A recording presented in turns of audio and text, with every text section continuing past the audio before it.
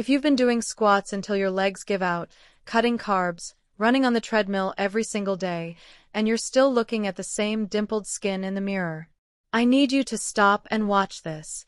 Because the problem isn't your effort.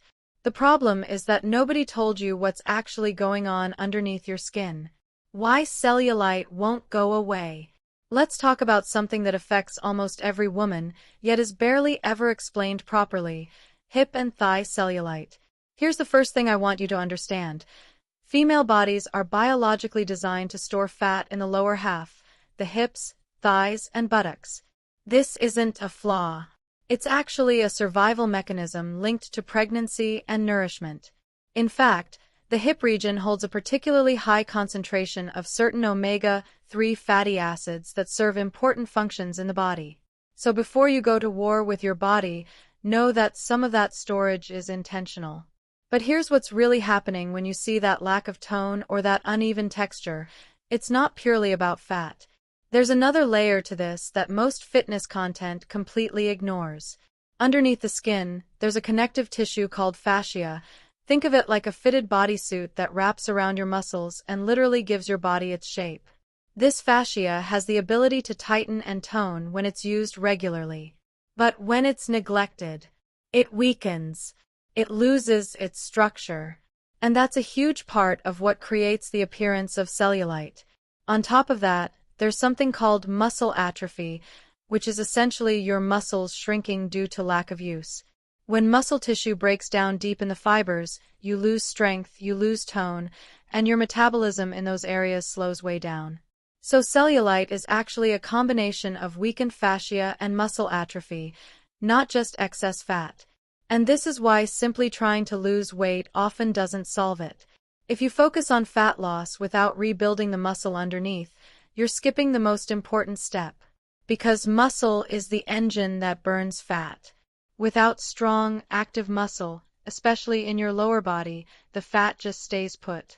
This is something that genuinely surprises a lot of women. It's more about building muscle than losing fat. And once you understand that, everything changes. The glutes, your biggest asset.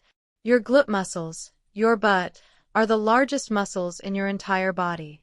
They are the foundation of your posture, your movement, and your strength. And the number one thing destroying them? Sitting. When you sit for long periods of time, your glutes essentially go to sleep. They stop firing. They stop activating. And over months and years, they atrophy.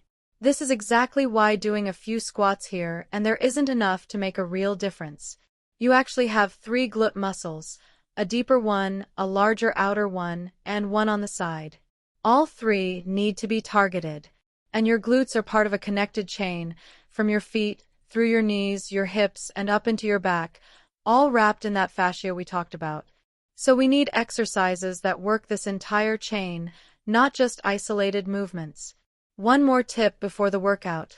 When you're exercising, mentally focus on the muscles you're working. There's actual research showing that deliberate, intentional focus on a muscle during movement produces significantly better results. Visualize your hips and thighs becoming stronger and more toned with every single rep. It sounds simple, but it genuinely works. Diet. The missing piece. Before we get into the exercises, I have to mention diet, because without this, the exercises alone will take much longer to show results. High carbohydrate intake causes elevated insulin levels, and excess insulin does 2 damaging things. It blocks muscle rebuilding, and it keeps inflammation high. Both of those work directly against everything you're trying to achieve. Switching to a low-carb diet paired with intermittent fasting makes a dramatic difference. For faster results, try extending your fasting window, even working toward 1 meal a day if you're truly committed to seeing change. The workout. 4 exercises. Alright, let's get into it. You only need 4 exercises, and all you need is a resistance band. 1. Banded clamshell. Place the band just above your knees. Lie on your side, and slowly fan your top knee upward, then back down. This targets the outer hip and thigh.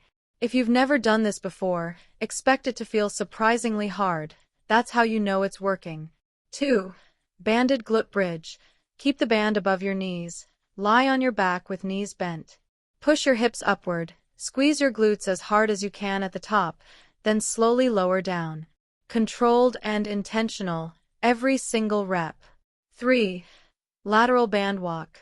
Stand with the band above your knees. Take 4 to 5 slow, controlled steps to the right, then 4 to 5 steps back to the left.